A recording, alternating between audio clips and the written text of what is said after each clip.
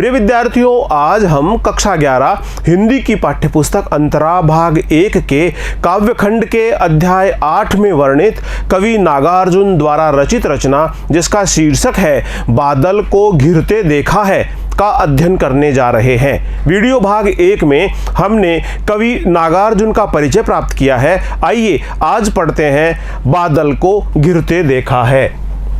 यायावर कवि नागार्जुन कैलाश मानसरोवर का प्रत्यक्ष दर्शन करते हैं। यायावर यानी घुमक्कड़ी स्वभाव वाले, भ्रमण करने वाले, यात्रा करते हुए अपने जीवन में बहुत सारा अनुभव प्राप्त करने वाले कवि नागार्जुन कैलाश मानसरोवर का प्रत्यक्ष दर्शन करते हैं। यात्रा के दौरान उन्होंने हिमाच्छादित चोटियों के बीच जिस प्राकृतिक सुषमा का अवलोकन किया है उसका वर्णन बादल को घिरते देखा है कविता के माध्यम से किया है।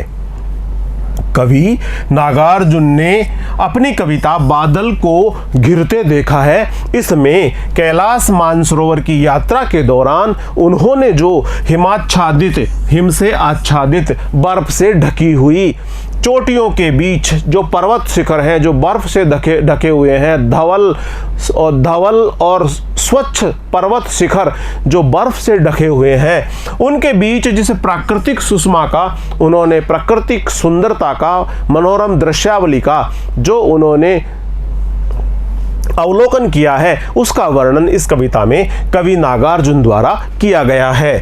इसमें उन्होंने बादल के कोमल और कठोर दोनों रूपों का वर्णन किया है, जिसमें हिमालय की बर्फीली घाटियों, झीलों, झरनों तथा देवदार के जंगलों के साथ साथ किन्नर किन्नरियों के जीवन का यथार्थ चित्र भी शामिल किया है।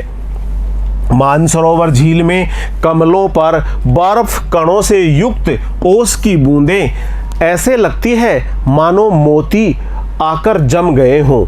मानसरोवर झील में जो कमल हैं उन पर बर्फ से युक्त ओस के कण ऐसे सुशोभित हो रहे हैं मानो उन पर मोती आकर के जम गए हों। पर्वत शिखरों पर बादल मंडरा रहे हैं, उमड़ घुमड़ रहे हैं और चारों तरफ जो पर्वतों के शिखर हैं स्वच्छ धवल, इन पर्वत शिखरों को बादलों ने उमड़ घुमड़ कर घेर लिया है। झीलों में हंस तैर रहे हैं। वसंत की प्रभातकालीन किरणों से चमकते शिखरों के आसपास मानसरोवर की हरे रंग की काई पर चकवा चकवी की प्रणय लीला, मृग का चौकड़ी भरना जैसे मनोरम दृश्यों का चित्रांकन हुआ है।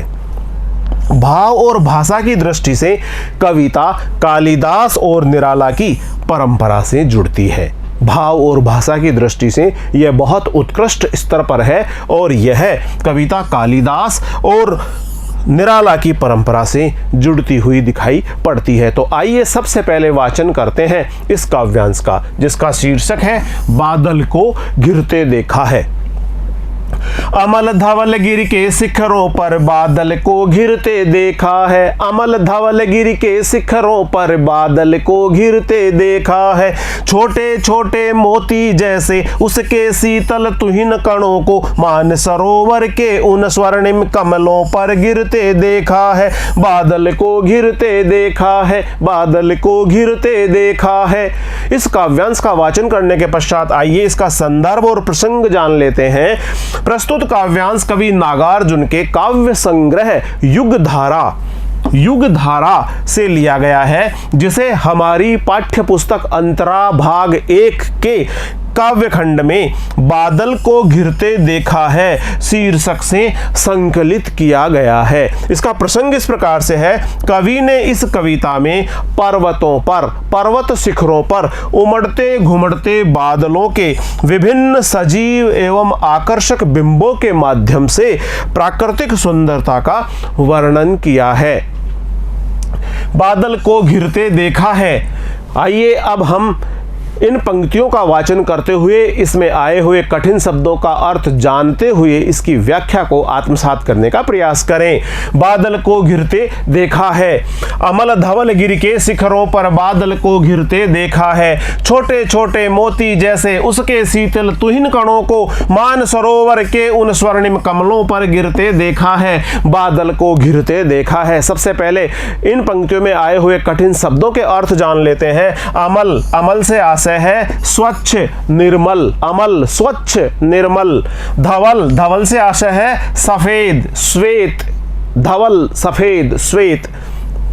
गिरि, गिरि से आशय है पर्वत, गिरि पर्वत। शिखर, शिखर से आशय है चोटी, पर्वत की चोटी।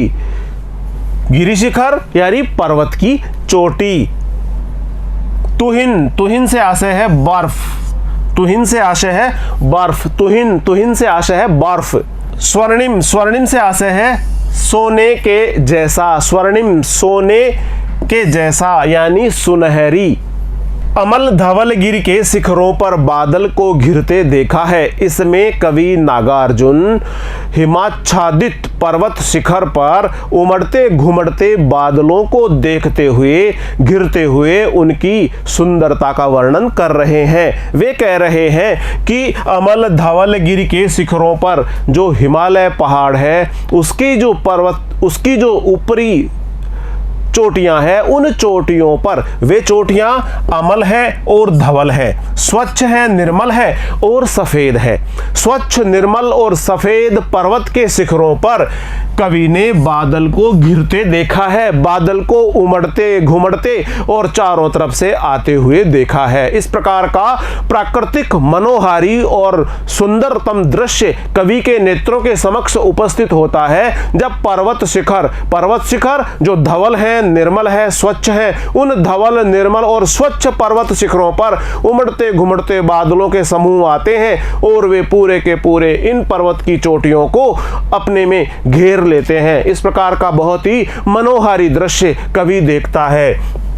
अमल धवल गिर के शिखरों पर बादल को घिरते देखा है। मोती जैसे, छोटे छोटे मोती जैसे उसके शीतल तुहिन कणों को कवि कहता है कि मोती के समान उसके तुहिन कण, तुहिन से आशय है बर्फ के कण, बर्फ के कण जैसे शीतल, जो ठंडक लिए हुए हैं, बर्फ के कण जो शीतलता से युक्त है, जो बर्फ के भाव से भरे हुए हैं। इस प्रकार के ये छोटे छोटे जो तुहिन कण हैं, यह जो बर्फ के कण हैं, ये छोटे छोटे मोती के समान हैं। जिस प्रकार छोटे छोटे मोती होते हैं, उसी प्रकार के ये बर्फ के जो शीतल शीतल कण हैं, ये मानसरोवर के उन स्वर्णिम कमलों पर, जो मानसरोवर में कमल खिले हुए हैं, जो स्वर्णिम कमल खिले हुए हैं, सुनहरी आभा से युक्त कमल खिले हुए हैं, उन कमलों पर जब ये शीतल बर्फ के कण मोती के समान गिरते हैं तो बहुत ही मनोरम और सुंदरतम दृश्य उपस्थित होता है। कवि बहुत ही मनोरम और सुंदर दृश्यावली का चित्रांकन करते हैं। वे कहते हैं कि अमल धवल गिर के शिखरों पर जो स्वच्छ, निर्मल और श्वेत पर्वत शिखर है, उस पर उमड़ते घुमड़ते बादलों का दृश्य बहुत ही सुंदर प्रतीत होता है और उस जो मानसरोवर झील है, उस मानसरोवर झील में जो सुनहरे कमल खिले हुए हैं, उन पर बर्फ के कण जिस प्रकार आकर के छोटे छोटे मोती के समान गिरते हैं, मोती के समान प्रतीत होते हैं, बहुत ही मनोरम दृश्य उपस्थित करते हैं। कवि कहते हैं कि बादल को घिरते देखा है और इस प्राकृतिक सुषमा से सरोबार होकर कवि का हृदय पुनः पुनः बादल को उमड़ते घुमड़ते देखता हुआ हर्ष और आनंद के भाव से भर जाता है। इन पंक्तियों की व्याख्या इस प्रकार से है। हिमाच्छादित पर्वत शिखरों के बीच मनोरम प्राकृतिक सुंदरता का वर्णन करते हुए कवि नागार्जुन कहते हैं कि मैंने स्वच्छ व श्वेत हिमालय पर्वत के शिखरों पर बादलों को उमड़ते घुमड़ते घिरते हुए देखा है। अमल धवल गिर के शिखरों पर बादल को घिरते देखा है जो अत्यंत मनोहारी लगते हैं। मैंने बादलों से शीतल हिमकणों को छोटे छोटे मोतियों के रूप में मानसरोवर के सुनहरे कमलों पर गिरते हुए देखा है। कवि कहते हैं कि छोटे छोटे मोती जैसे उसके शीतल तुहिन कणों को मानसरोवर के उन स्वर्णिम कमलों पर गिरते देखा है, बादल को घिरते देखा है और इस प्रकार का प्राकृतिक सुषमा से भरा हुआ मनोहारी दृश्य कवि प्रस्तुत कर रहे हैं। विशेष है इन पंक्तियों का, पर्वतीय प्रदेश में पर्वत शिखरों की उज्जवल, धवल और मनोरम दृश्यावली का चित्रण किया गया है। मानसरोवर हिमाच्छादित चोटियों के बीच स्थित एक प्रसिद्ध झील है, इसका वर्णन किया गया है। किंवदंती के अनुसार मानसरोवर झील में तैरते हुए श्वेत हंस मोती चुगते हैं। ऐसा कहा जाता है कि मानसरोवर झील में श्वेत हंस मोती चुगने आते हैं। छोटे छोटे मोती जैसे में उपमा अलंकार का सौंदर्य निहित है। छोटे छोटे मोती जैसे तथा छोटे छोटे में पुनरुक्ति प्रकाश अलंकार का सौंदर्य निहित है। जब एक ही शब्द की बार बार आवृत्ति हो और शब्द का अर्थ भी नहीं बदले, ऐसी स्थिति में पुनरुक्ति प्रकाश अलंकार का सौंदर्य होता है। छोटे छोटे, इस प्रकार छोटे छोटे में पुनरुक्ति प्रकाश अलंकार का सौंदर्य निहित है। अमल धवल, इसमें अनुप्रास अलंकार का प्रयोग किया गया है। जैसा कि लय वर्ण और लय वर्ण की आवृत्ति हुई है, एक ही वर्ण की बार बार आवृत्ति हो तो उसमें अनुप्रास अलंकार का सौंदर्य निहित होता है। संस्कृत निष्ठ खड़ी बोली का इसमें प्रयोग किया गया है। आइए अगला काव्यांश पढ़ते हैं। तुंग हिमालय के कंधों पर छोटी बड़ी कई झीलें हैं। तुंग हिमालय के कंधों पर छोटी बड़ी कई झीलें हैं। उनके श्यामल नील सलिल में समतल देशों से आ आकर पावस की उमस से आकुल तिक्त मधुर विष तंतु खोजते हंसों को तिरते देखा है, बादल को घिरते देखा है। इस काव्यांश का वाचन करने के पश्चात आइए इसका संदर्भ और प्रसंग जान लेते हैं। प्रस्तुत काव्यांश कवि नागार्जुन के काव्य संग्रह युग धारा से लिया गया है, जिसे हमारी पाठ्य पुस्तक अंतरा भाग 1 के काव्य खंड में बादल को घिरते देखा है इस शीर्षक से संकलित किया गया है। इसका प्रसंग इस प्रकार से है। कवि ने इस कविता में हिमालय में उमड़ते घुमड़ते बादलों के विभिन्न सजीव एवं आकर्षक बिंबों के माध्यम से पर्वतों की प्राकृतिक सुंदरता का वर्णन किया है। तुंग हिमालय के कंधों पर छोटी बड़ी कई झीलें हैं। उनके श्यामल नील सलिल में समतल देशों से आ आकर पावस की उमस से आकुल तिक्त मधुर विष तंतु खोजते हंसों को तिरते देखा है, बादल को घिरते देखा है। इन पंक्तियों में आए हुए कठिन शब्दों के अर्थ इस प्रकार से है। तुंग, तुंग हिमालय, तुंग से आशय है ऊंचा, तुंग हिमालय, ऊंचा हिमालय। श्यामल, श्यामल से आशय है श्याम रंग के साथ में यानी सांवला, श्यामल यानी सांवले रंग का श्यामल। नील, नील से आशय है नीला। सलिल, सलिल से आशय है जल, पानी। समतल देश, समतल देशों से आशय है मैदानी क्षेत्र, मैदानी क्षेत्र, समतल देश। पावस, पावस से आशय है वर्षा ऋतु, वर्षा ऋतु, पावस। उमस, वर्षा ऋतु में जो गर्मी की घुटन होती है वह उमस कहलाती है। जब बारिश होने से पहले जो वातावरण में नमी का एक भाव बनता है और उसमें जो गर्मी उत्पन्न होती है वह उमस कहलाती है। तिक्त मधुर, तिक्त मधुर, तिक्त मधुर का आशय है कड़वे और मीठे, कड़वे और मीठे, तिक्त मधुर, कड़वे और मीठे। विष तंतु, विष तंतु से आशय है कमल नाल के भीतर स्थित कोमल रेशे। जो कमल की नाल होती है वह खोखली होती है, उसके भीतर जो रेशे होते हैं उनका स्वाद कड़वा और मीठा सा होता है। इस प्रकार विष तंतु यानी कमल नाल के भीतर स्थित कोमल रेशे, विष तंतु। कवि कहते हैं कि तुंग हिमालय के कंधों पर, कवि ने यहाँ पर हिमालय को एक मानव का रूप दे करके उसके कंधों पर बहुत सारी झीलें होना बताया है। कवि ने यहाँ पर मानसरोवर का मानवीकरण कर दिया है। जब भी प्रकृति के उपादानों का आरोपण किसी व्यक्ति के क्रियाकलापों जैसा हो तो उसमें हमें मानवीकरण अलंकार का सौंदर्य दिखाई पड़ता है। तुंग हिमालय के कंधों पर, तुंग से आशय है ऊंचा, ऊंचा हिमालय और उसके कंधों पर छोटी बड़ी कई झीलें हैं, छोटी बड़ी बहुत सारी झीलें हैं और बहुत सारी झीलें इस हिमालय की पहाड़ पर स्थित है। उनके श्यामल नील सलिल में, उन झीलों के नीले और सांवले से सलिल यानी जल में, उन झीलों में जो जल भरा हुआ है वह श्यामल रंग का है, वह नीले रंग का है। इस प्रकार से उन झीलों का जो श्यामल और नीला वर्ण से रंगा हुआ जो जल है, उस जल में समतल देशों से आकर समतल देश यानी जो मैदानी क्षेत्र है वहां से आकर पावस की उमस से आकुल, जो पावस यानी वर्षा ऋतु में उत्पन्न होने वाली जो उमस की गर्मी है, नमी युक्त जो गर्मी है, उस गर्मी से व्याकुल होकर तिक्त मधुर विष तंतु खोजते, जो मीठे और कड़वे उस कमलनाल में विष तंतुओं को खोजते हुए हंसों को तिरते देखा है।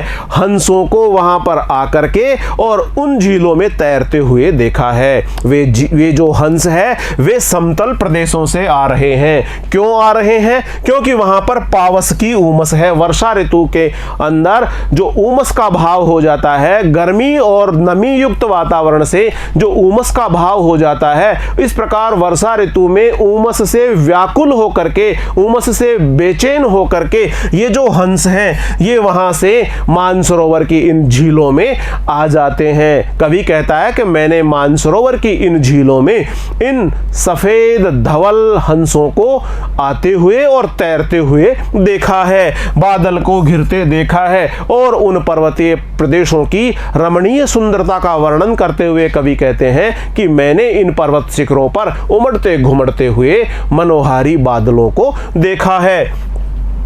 इनकी व्याख्या इस प्रकार से है, ऊंचे हिमालय की घाटियों में अनेक छोटी बड़ी झीलें हैं। तुंग हिमालय के कंधों पर छोटी बड़ी कई झीलें हैं। इन झीलों के सांवले नीले जल के रंग में, उनके श्यामल नील सलिल में यानी झीलों के सांवले नीले रंग के जल में समतल देशों से आकर क्रीड़ा करने हेतु समतल मैदानी क्षेत्रों की पावस की उमस से आकुल, वर्षा पूर्व की गर्मी यानी उमस से व्याकुल होकर हंसों को तिरते देखा है।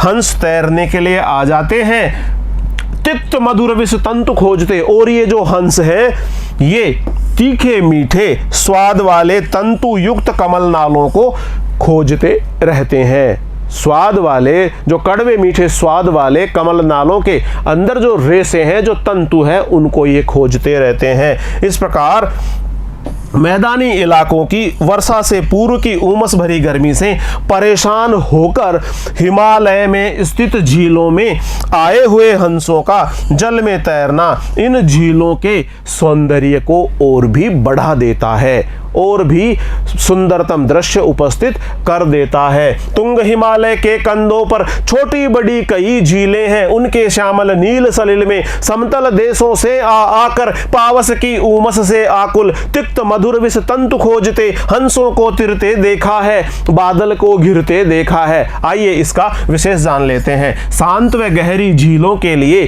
श्यामल नील सलिल के प्रयोग से जल की गहराई ध्वनित होती है। जैसे ही कवि इन शांत और गहरी झीलों के लिए श्यामल शब्द का, नील का विशेषण प्रयोग लेते हैं, इस सलिल के लिए, इस पानी के लिए नील और श्यामल विशेषण का प्रयोग करते हैं, उस विशेषण के प्रयोग से इसके जल की गहराई ध्वनित होती है। प्राकृतिक सौंदर्य का झील पर तैरते हंसों के माध्यम से सजीव और मनमोहक चित्रण प्रस्तुत किया गया है। हिमालय को पुरुष मानकर उसकी घाटियों को कंधों की संज्ञा देकर प्रकृति का मानवीकरण किया गया है। इस प्रकार इसमें मानवीकरण अलंकार का सौंदर्य भी निहित है। भाषा संस्कृत निष्ठ और प्रसाद गुण से युक्त है। अनुप्रास अलंकार का प्रयोग हुआ है। आइए अगला काव्यांश का वाचन करते हैं। ऋतु बसंत का सुप्रभात था, मंद मंद था अनिल बह रहा, बालारुण की मृदु किरणें थी, अगल बगल स्वर्णिम शिखर थे, एक दूसरे से विरहित हो, अलग अलग रह कर ही जिनको सारी रात बितानी होती, निशा काल से चिर अभिशापित बेबस उस चकवाचक वी का, बंद हुआ क्रंदन फिर उनमें उस महान सरोवर के तीरे, सैवालों की हरी दरी पर प्रणय कलह छिड़ते देखा है, बादल को घिरते देखा है, बादल को घिरते देखा है। इस काव्यांश का वाचन करने के पश्चात आइए इसका संदर्भ और प्रसंग जान लेते हैं। प्रस्तुत काव्यांश कवि नागार्जुन के काव्य संग्रह युगधारा से लिया गया है। जिसे हमारी पाठ्य पुस्तक अंतरा भाग 1 के काव्य खंड में बादल को घिरते देखा है शीर्षक से संकलित किया गया है। इसमें कवि ने वसंत ऋतु का सुंदरतम वर्णन किया है तथा चकवा व चकवी के रात्रि काल में बिछुड़ने, उनके विरह में पड़ने के भाव तथा विरह में पड़ने की पीड़ा व प्रातःकाल पुनर्मिलन का सजीव चित्रण प्रस्तुत किया गया है।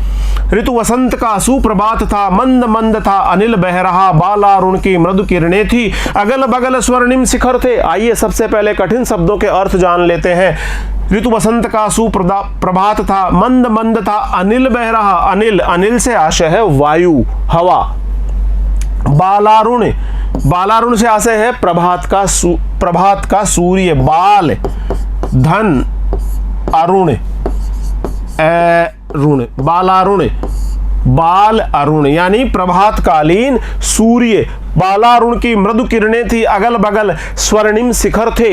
इन पंक्तियों के माध्यम से कवि नागार्जुन कहते हैं कि ऋतु बसंत का सुप्रभात था। वसंत ऋतु के प्रारंभिक सुप्रभात में, वसंत ऋतु के प्रभात काल में मंद मंद था अनिल बह रहा, बहुत ही शीतल मंद सुगंधित वायु प्रवाहित हो रही थी। बालारुण की मृदु किरणें थी और बालारुण यानी अभी तो भगवान सूर्य उदित ही हो रहे थे और इस प्रकार उदित होते हुए सूर्य की नरम कोमल और सुनहरी किरणें अगल बगल स्वर्णिम शिखर थे, उन पर्वत शिखरों पर पड़ रही थी और उन स्वर्णिम किरणों से आभायुक्त होकर वे सारे के सारे शिखर, वो पर्वत की चोटियां स्वर्णिम प्रतीत हो रही थी। ऐसी प्रतीत हो रही थी मानो ये सब स्वर्णिम शिखर हो। इसका कवि नागार्जुन कहते हैं कि वसंत ऋतु की सुहावनी सुबह थी। ऋतु वसंत का सुप्रभात था, वसंत ऋतु का सुप्रभात था, वसंत ऋतु की सुहानी सुबह थी। मंद मंद था पवन बह रहा, मंद मंद पवन प्रवाहित हो रहा था। बालारुण की मृदु किरणें थी, प्रातःकालीन सूर्य की सुकोमल किरणें चारों ओर फैली हुई थी, जिसके कारण आसपास की पर्वत चोटियां सुनहरे आभायुक्त प्रकाश से प्रकाशित होकर स्वर्णिम प्रतीत हो रही थी। इस तरह हिमालय प्रदेश का प्रातःकालीन परिवेश अतीव सुरम्य लग रहा था। ऋतु बसंत का सुप्रभात था, मंद मंद था अनिल बह रहा, बालाऋण की मृदु किरणें थी, अगल बगल स्वर्णिम शिखर थे, एक दूसरे से विरहित हो अलग अलग रहकर ही जिनको सारी रात बितानी होती, निशा काल से चिर अभिशापित बेबस उस चकवा चकवी का बंद हुआ क्रंदन फिर उनमें, उस महान सरोवर के तीरे सवालों की हरी दरी पर प्रणय कलह छिड़ते देखा है, बादल को घिरते देखा है, बादल को घिरते देखा है। सबसे पहले इनमें आए हुए कठिन शब्द जान लेते हैं। विरहित, विरहित से आशय है विरह में पड़कर यानी अलग अलग होकर के। निशाकाल, निशाकाल से आशय है, निशा से आशय है रात्रि काल, रात्रि का समय। चिर अभिशापित, चिर अभिशापित से आशय है बहुत लंबे समय से साप का दुख भोगने वाला। चिर से आशय है बहुत लंबे काल से, अभिशापित से आशय है श्राप का दुख भोगने वाला। चिर अभिशापित। चकवा चकवी, चकवा चकई, चकवा चकई से आशय है चक्रवाक और चक्रवाकी का जोड़ा, चकवा चकवी का जोड़ा। क्रंदन, क्रंदन से है विलाप, चीत्कार। फिर उनमें उस महान सरोवर, सरोवर से आशय है तालाब, सरोवर से आशय है तालाब। सैवाल, सैवाल, सैवाल से आशय है काई, हरे रंग की जो काई होती है सैवाल। हरी दरी पर प्रणय कलह, प्रणय कलह से आशय है प्रेम भरी तकरार, प्रेम से भरी हुई तकरार को प्रणय कलह कहा जाता है।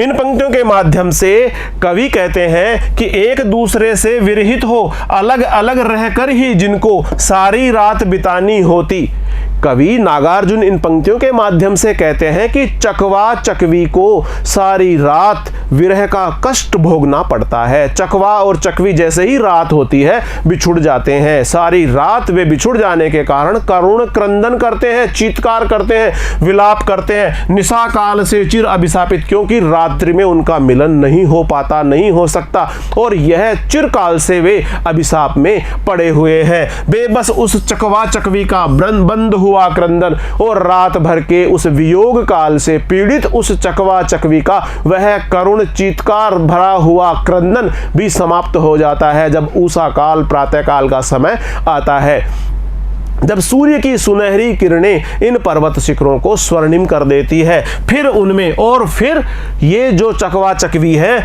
उस महान सरोवर के तीरे, उस तालाब के तीर पर, शैवालों की हरी दरी पर, जो शैवाल है, जो हरे हरे रंग की काई है, यानी काई रूपी जो हरी सी दरी फैल गई है, इस प्रकार से उस हरी सी दरी पर प्रणय कलह छिड़ते देखा है। वह चकवा और चकवी का जब पुनः प्रातः मिलन होता है तो पुनर्मिलन के साथ ही उनके बीच में प्रणय कलह होना शुरू हो जाती है, यानी प्रेम भरी तकरार होना उनके बीच में प्रारंभ हो जाता है। कवि कहता है कि उसने इस प्रकार के मनोहारी दृश्य में बादलों को उमड़ घुमड़ कर उन पर्वत शिखरों पर गिरते हुए देखा है।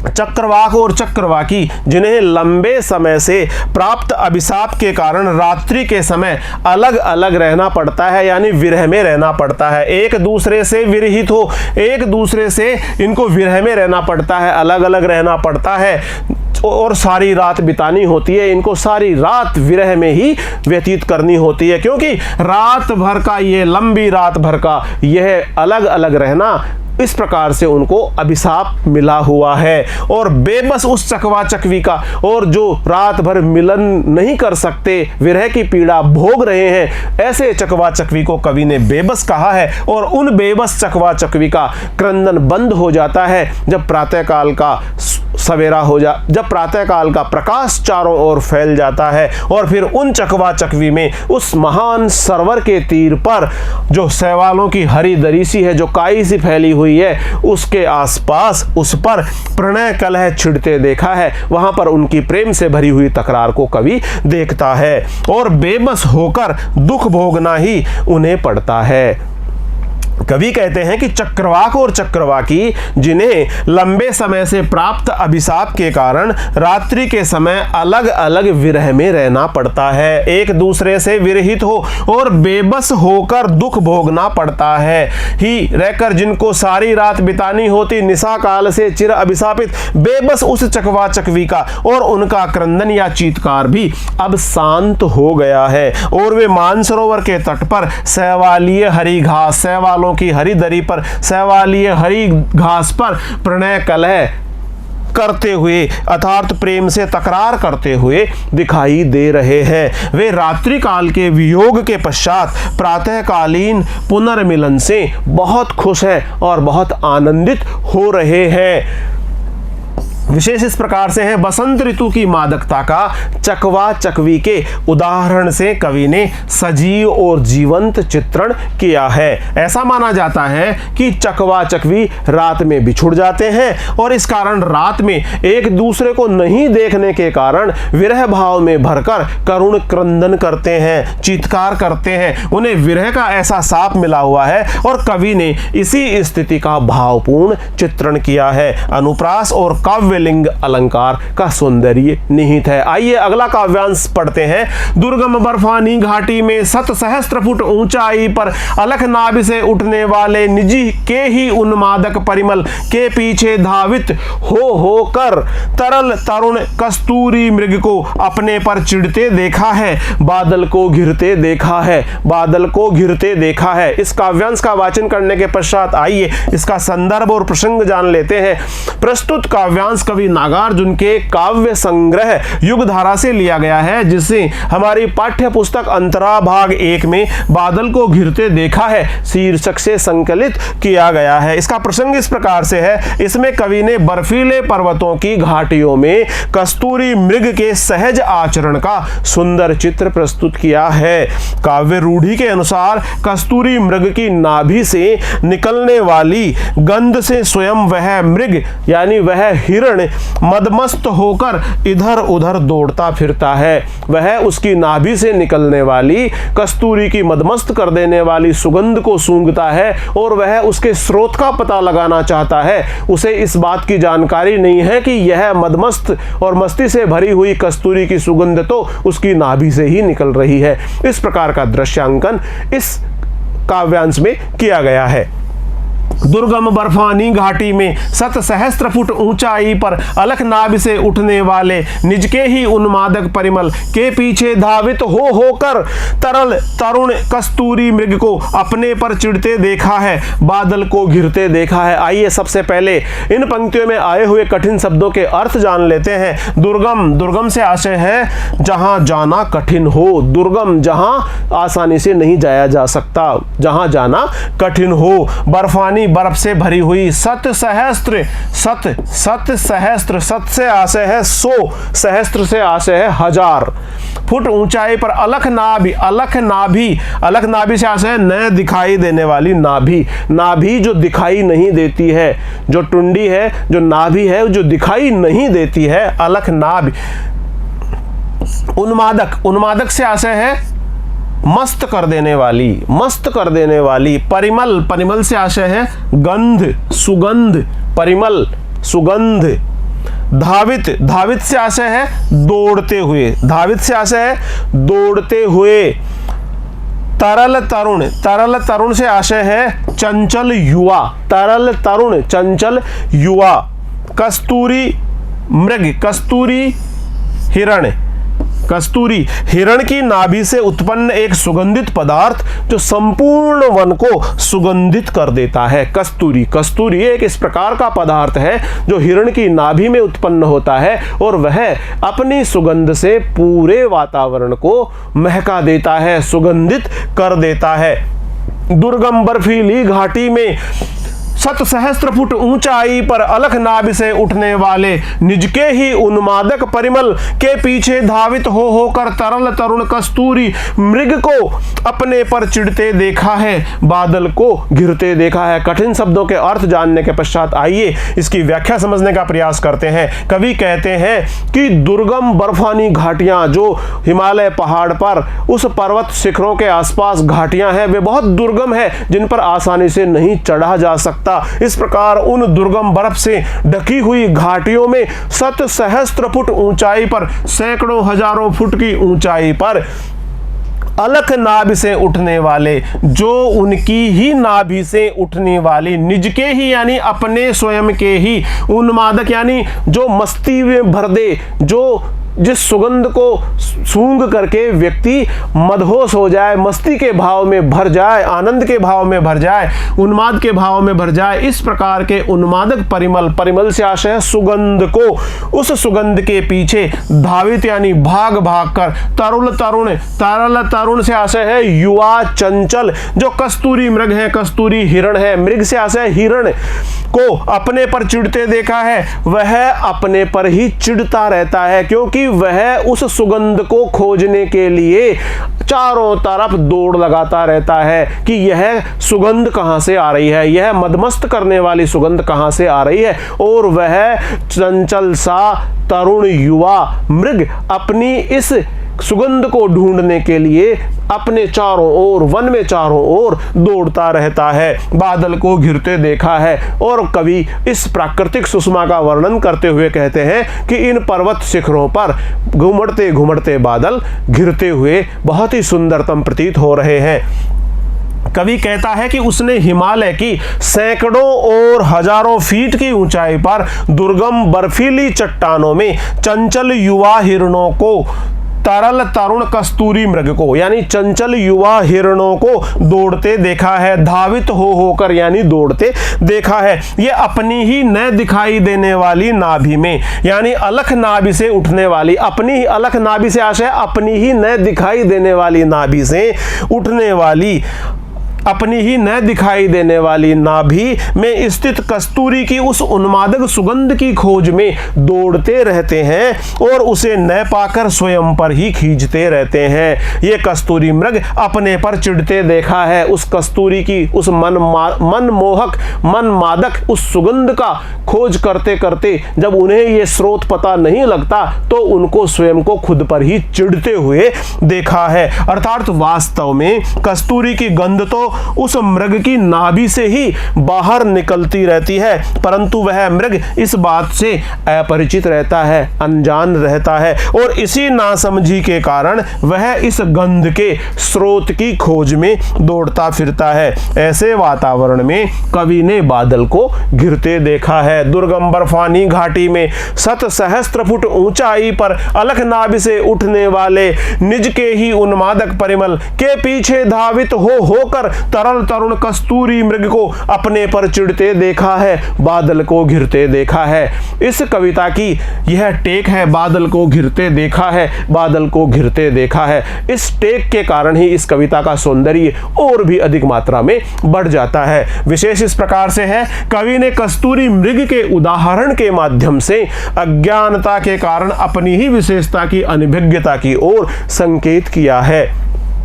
कस्तूरी मृग की स्वयं की अज्ञानता है, उसे इस बात का ज्ञान नहीं है कि उसी के नाभि में से यह मदमस्त कर देने वाली कस्तूरी की सुगंध निकल रही है और इसी अज्ञानता के कारण अपनी ही विशेषता से वह अनभिज्ञ है, इसकी ओर संकेत किया गया है। हो होकर तरल तरुण में अनुप्रास अलंकार का सौंदर्य निहित है। हो होकर में है वर्ण की आवृत्ति हुई है, है वर्ण की आवृत्ति हुई है। इस प्रकार एक ही वर्ण की आवृत्ति होने से इसमें अनुप्रास अलंकार का सौंदर्य है। तरल तरुण तय तय, तय वर्ण की आवृत्ति हुई है, तय वर्ण की आवृत्ति हुई है। इस प्रकार एक ही वर्ण की आवृत्ति होने से अनुप्रास अलंकार का सौंदर्य निहित है। चाक्षुष बिंब एवं तत्सम शब्दावली का प्रयोग किया गया है। अगला काव्यांश पढ़ते हैं। कहाँ गया धनपति कुबेर का वह, कहाँ गई उसकी वह अलका, नहीं ठिकाना कालिदास के व्योम प्रवाही गंगा जल का। ढूंढा बहुत परंतु लगा क्या, मेघदूत का पता कहीं पर, कौन बताए वह छाया में बरस पड़ा होगान यहीं पर।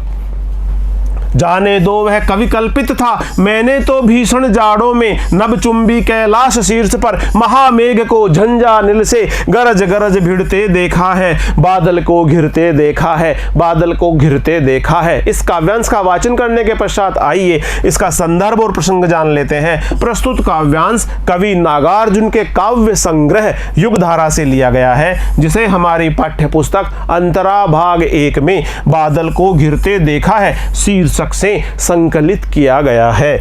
इसका प्रसंग इस प्रकार से है। इसमें कवि पौराणिक कथाओं के पात्र कुबेर की नगरी और कालिदास के महाकाव्यों खंड काव्यों के नायकों को कैलाश मानसरोवर के आसपास खोजना चाहता है। खोजकर इन मान्यताओं को झूठा सिद्ध करने की स्थिति का वर्णन किया है।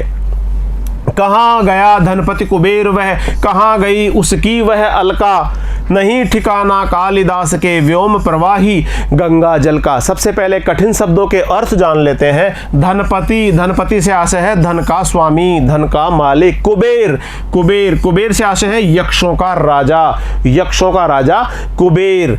अलका, अलका से आशय है कुबेर की नगरी अलका। व्योम प्रवाही, व्योम से आशय है आकाश, प्रवाही आकाश में प्रवाहित होने वाली यानी आकाश गंगा।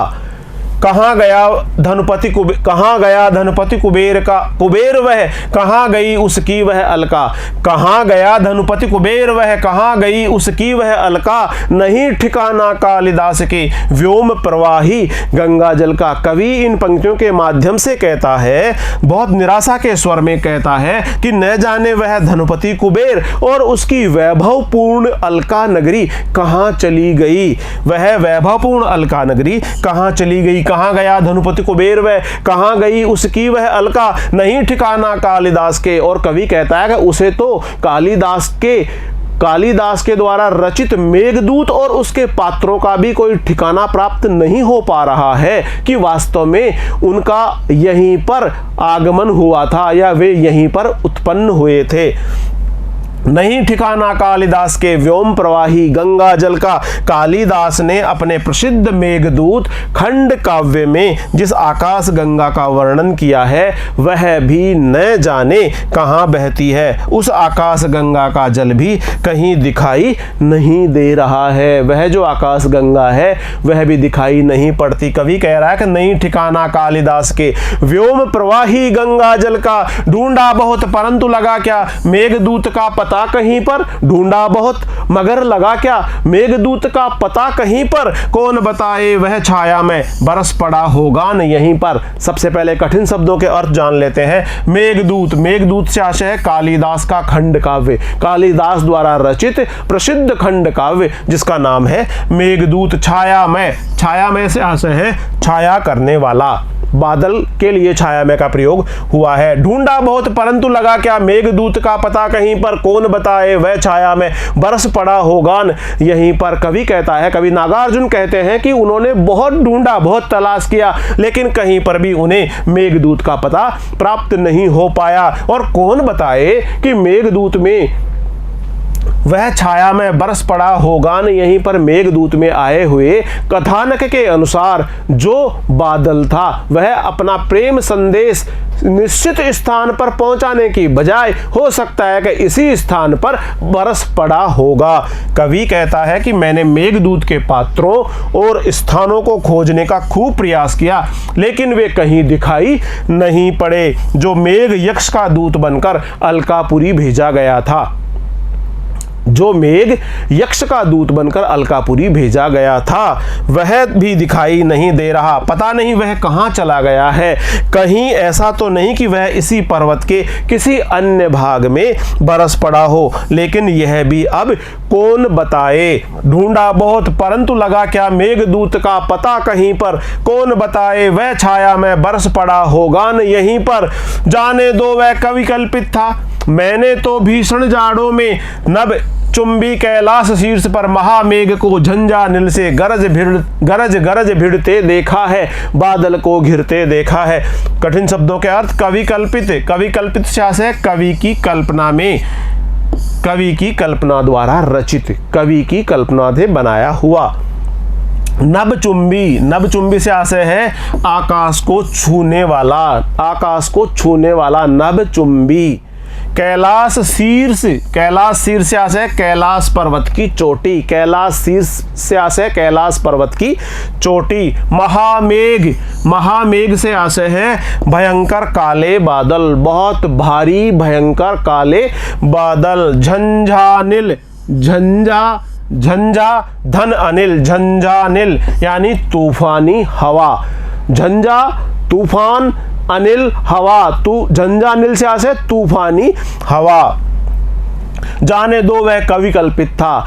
कवि नागार्जुन कहते हैं कि उन्होंने तो कालिदास को, उसके पात्रों को कई स्थानों पर बार बार तलाशा है लेकिन वह उन्हें कहीं पर भी नहीं मिले। कवि निराश होकर कहता है कि जाने दो वह कवि कल्पित था, कि चलो जाने दो, अब कोई फर्क नहीं पड़ता अगर वह नहीं मिलता तो, क्योंकि संभवतया वह तो कवि की कल्पना से बनाया हुआ ही काव्य था। मैंने तो भीषण जाड़ों में, कवि कहते हैं कि मैंने तो भीषण जाड़ों में, बहुत तेज ठंड में नभचुंबी कैलाश शीर्ष पर, इस कैलाश पर्वत के शिखर पर महामेघ को झंझानिल से, जो काले काले भयंकर बादल हैं उमड़ते घुमड़ते आ रहे हैं, उनको झंझानिल से, झंझा अनिल यानी तूफानी हवाओं के साथ में गरज भिड़ते देखा है। गर्जना करते हुए तीव्र शोर के साथ में एक दूसरे के साथ में भिड़ते हुए देखा है, बादल को घिरते देखा है। कवि कहते हैं कि उन्होंने बादल को उमड़ते घुमड़ते देखा है।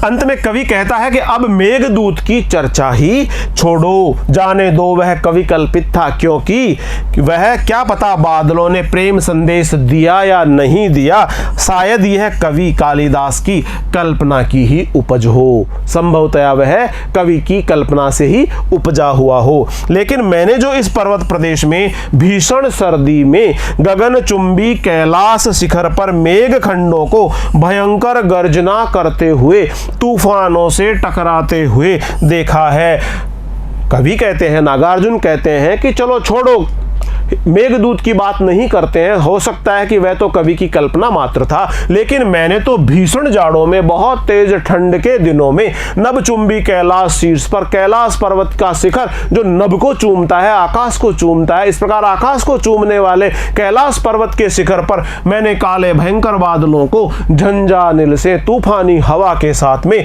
गरज गरज गरज कर बहुत भयंकर शोर करते हुए आपस में भिड़ते हुए देखा है, बादल को घिरते देखा है। और इस प्रकार का मनोहारी चित्रण कवि नागार्जुन द्वारा प्रस्तुत किया गया है। वे कहते हैं, और यही नहीं, मैंने तो स्वयं पर्वतीय प्रदेश में छा जाने वाली सघन मेघमालाओं को भी घिरते हुए देखा है, जाने दो वह कवि कल्पित था, मैंने तो भीषण जाड़ों में नभचुंबी कैलाश शीर्ष पर महामेघ को झंझानिल से गरज गरज भिड़ते देखा है, बादल को घिरते देखा है, बादल को घिरते देखा है। आइए इसका विशेष देख लेते हैं।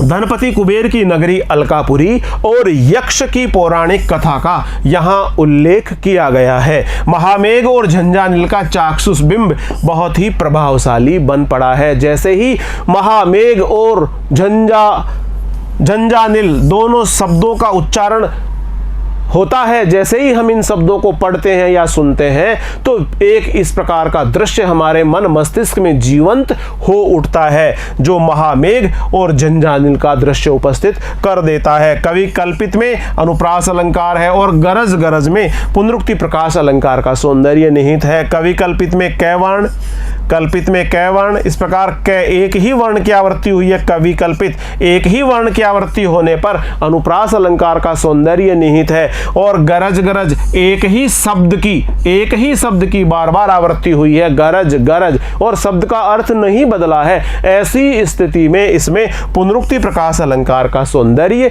निहित है। भाषा संस्कृत निष्ठ है, सरल है, सहज है और खड़ी बोली का प्रयोग किया गया है। आइए अगला काव्यांश पढ़ते हैं। सत सत निर्झर निर्झरणी कल मुखरित देव दारु कानन में शोणित धवल भोज पत्रों से छाई हुई कुटी के भीतर रंग बिरंगे और सुगंधित फूलों से कुंतल को साजे इंद्रनील की माला डाले शंख सरी के सुघड़ गलों में कानों में कुवलय लटकाए सतदल लाल कमल वेणी में रजत रचित मणि खचित कला में पान पात्र द्राक्षा सब पूरित रखे सामने अपने अपने लोहित चंदन की त्रिपदी पर नरम निदाग बाल कस्तूरी मृग छालों पर पलथी मारे मधुरारुण आंखों वाले उन उन्मद किन्नर किन्नरियों की मृदुल मनोरम अंगुलियों को वंशी पर फिरते देखा है, बादल को घिरते देखा है, बादल को घिरते देखा है। इस काव्यांश का वाचन करने के पश्चात आइए इसका संदर्भ और प्रसंग जान लेते हैं। प्रस्तुत काव्यांश कवि नागार्जुन के काव्य संग्रह युगधारा से लिया गया है, जिसे हमारी पाठ्य पुस्तक अंतरा भाग 1 में बादल को घिरते देखा है इस शीर्षक से संकलित किया गया है। प्रसंग इस प्रकार से है, इसमें पर्वतीय प्रदेश की शोभा और वहां पर रहने वाले किन्नरों के मधुर क्रियाकलापों का वर्णन किया गया है। सत सत निर्झर निर्झरणी कल मुखरित देव दारु कानन में शोणित धवल भोज पत्रों से छाई हुई कुटी के भीतर। सबसे पहले कठिन शब्दों के अर्थ देख लेते हैं। सत सत, सत सत से आशय है सैकड़ों, सत सत सैकड़ों। निर्झर, निर्झर से आशय है झरने। निर्झरणी, निर्झरणी से आशय है नदियां। निर्झर झरने, निर्झरणी नदियां। कल कल की मधुर ध्वनि उत्पन्न करते हैं। मुखरित देवदारु कानन में, कानन से आशय है जंगल में, कानन से आशय है वन में, जंगल में। शोणित से आशय है लाल, शोणित से आशय है लाल। धवल से आशय है सफेद। भोजपत्रों से छाई हुई कुटी के भीतर, बहुत ही सुंदरतम दृश्य का वर्णन करते हुए कवि नागार्जुन कहते हैं कि सत सत निर्झर निर्झरणिकल मुखरित देवदारु कानन में, देवदारु के वृक्षों से आच्छादित जो कानन है, जो वन है, उसमें सत सैकड़ों की संख्या में झरने प्रवाहित हो रहे हैं। नदियां कल कल का स्वर उत्पन्न करते हुए बह रही है। कल कल मुखरित देवदारु कानन में, इस प्रकार देवदारु के जो वन है उनमें सैकड़ों की संख्या में झरने और नदियां कल कल मधुर स्वर उत्पन्न करते हुए प्रवाहित हो रहे हैं। शोणित धवल भोज पत्रों से, और इस प्रकार के सुमधोहर वातावरण में, शोणित मानी लाल और धवल मानी सफेद, लाल और सफेद भोज पत्रों से छाई हुई कुटी के भीतर, वहां पर एक कुटी छाई हुई है। कवि कहता है कि पर्वतीय प्रदेश में बहने वाले सैकड़ों झरने और नदियां अपने जल प्रवाह से देवदार के वनों में मधुर कलकल ध्वनि का स्वर उत्पन्न कर रही हैं। वहीं देवदार के वृक्षों के नीचे लाल और सफेद भोज पत्रों से छाई हुई कुटिया है। रंग बिरंगे और सुगंधित फूलों से कुंतल को साजे, इंद्रनील की माला डाले, शंखसरी के सुगढ़ गलों में, कानों में कुवलय लटकाए, शतदल लाल कमल वेणी में। आइए इन पंक्तियों में आए हुए कठिन शब्दों के अर्थ जान लेते हैं। कुंतल से आशय है बाल की लट, बालों की लट कुंतल कहलाती है। इंद्रनील से आशय है नीलमणि। सुगढ़ से आशय है सुंदर। शतदल, कुवलय से आशय है नील कमल, कुवलय नील कमल। शतदल से आशय है कमल, शतदल कमल।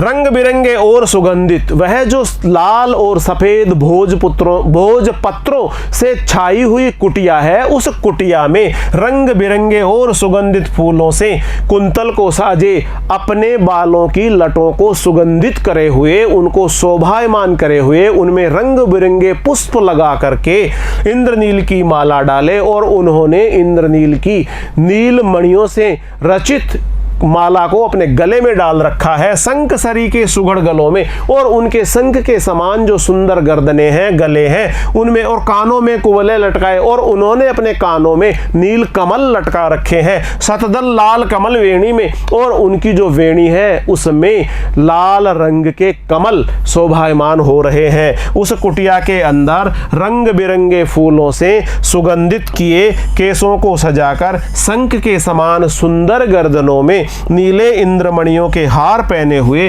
कानों में नील कमल और वेणी में लाल कमल से लटकाए हुए, रंग बिरंगे और सुगंधित फूलों से कुंतल को साजे, इंद्रनील की माला डाले, शंखसरी के सुगढ़ गलों में, कानों में कुवलय लटकाए, शतदल लाल कमल वेणी में, रजत रचित मणि खचित कला में, पान पात्र द्राक्षा सब पूरित, रखे सामने अपने अपने लोहित चंदन की त्रिपदी पर। कठिन शब्दों के अर्थ इस प्रकार से है। रजत रचित से आशय है चांदी से निर्मित, रजत रचित से आशय चांदी से निर्मित।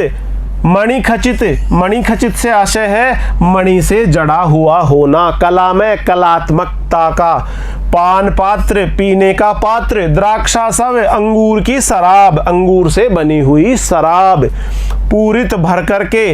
लोहित से आशय है लाल रंग का। त्रिपदी से आशय है तीन पांवों वाली यानी तिपाई, तिपाई। कवि कहते हैं कि रजत रचित मणि खचित कला में जो कलात्मक चांदी से बने हुए और मणियों से शोभायमान सुंदर इस प्रकार के जो पान पात्र हैं, पीने के पात्र हैं, उनमें द्राक्षासव यानी शराब की जो अंगूर से बनाई हुई शराब है उससे पूरित से वे भरे हुए हैं। ऐसे पात्र जो चांदी से रचित है, चांदी से निर्मित है और मणि खचित है, जो मणियों से चित्रित है, शोभायमान है, इस प्रकार के जो कला में कलात्मक पान पीने वाले जो पात्र हैं वे द्राक्षासव यानी अंगूरों की शराब से पूरित यानी भरे हुए हैं, रखे सामने अपने अपने। और उन्होंने ऐसे भरे हुए अंगूरों की शराब के पात्रों को अपने समक्ष अपने सामने रखा हुआ है लोहित चंदन की त्रिपदी पर, और वहां पर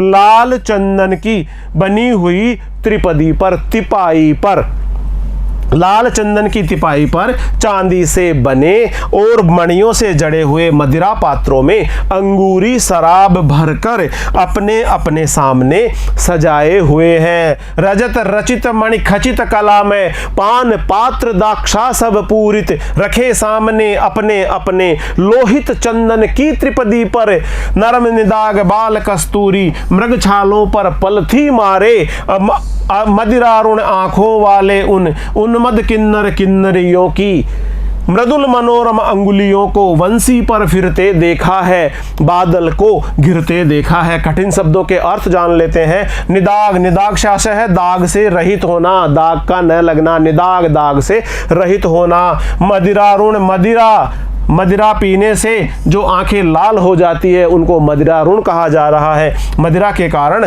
लाल लाल हो जाना नेत्रों का। आंखों वाले उन्मद, उन्मद से आशय है मस्त हो जाना। मृदुल, मृदुल से आशय है कोमल।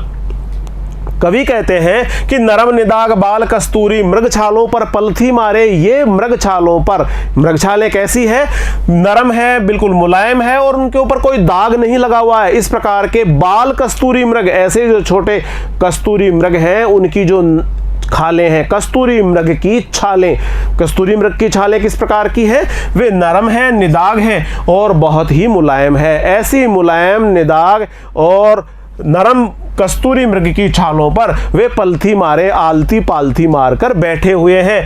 मदिरारुण, और मदिरारुण अंगूरी शराब के पान करने से लाल हुई उनकी आंखों में, उनकी आंखें लाल हो गई है, अंगूरी शराब का उन्होंने पान किया है, उनकी आंखों में लालिमा का भाव आ गया है। उन उन्मद और ये सभी मस्ती में सरोबार हो चुके हैं, शराब का नशा इन पर चढ़ चुका है किन्नर किन्नरियों की। और इस प्रकार ये जो किन्नर और किन्नरी है उनकी मृदुल मनोरम अंगुलियों को, उनकी सुंदर और मनोरम अंगुलियों को वंशी वादन करते हुए देखा है, वंशी पर उनको फिरते हुए देखा है, बादल को घिरते देखा है, बादल को घिरते देखा है। कवि वर्णन करता है कि किन्नर किन्नरियां नरम मुलायम और बेदाग छोटे कस्तूरी हिरणों की छाल पर पालथी मारकर बैठे हुए हैं। मदिरा पान के कारण उनके लाल लाल नेत्रों में मस्ती छा रही है। उन किन्नर किन्नरियों को कवि ने बांसुरी पर अपनी कोमल व मनोहर अंगुलियों को फेरते हुए देखा है।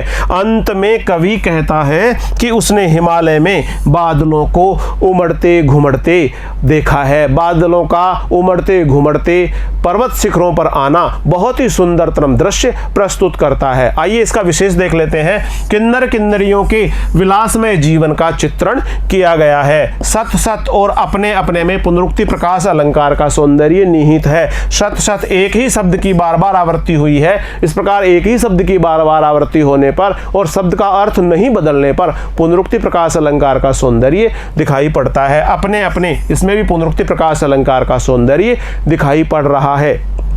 निर्झर निर्झरणी शंख सरीखे नरम निदाग में अनुप्रास अलंकार का सौंदर्य है।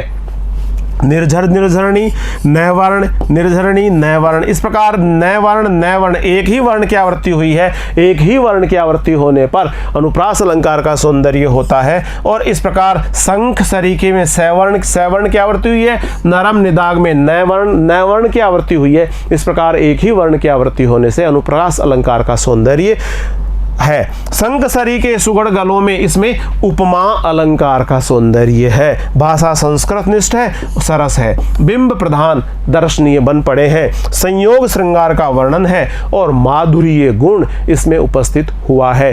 प्रिय विद्यार्थियों, आज हमने अध्याय 8 कवि नागार्जुन द्वारा रचित रचना बादल को घिरते देखा है का अध्ययन किया है। अगले वीडियो में हम कवि नागार्जुन द्वारा रचित रचना जिसका शीर्षक है बादल को घिरते देखा है से संबंधित अभ्यास प्रश्नों का वीडियो लेकर आपके समक्ष शीघ्र ही उपस्थित होंगे। तब तक बहुत बहुत नमस्कार।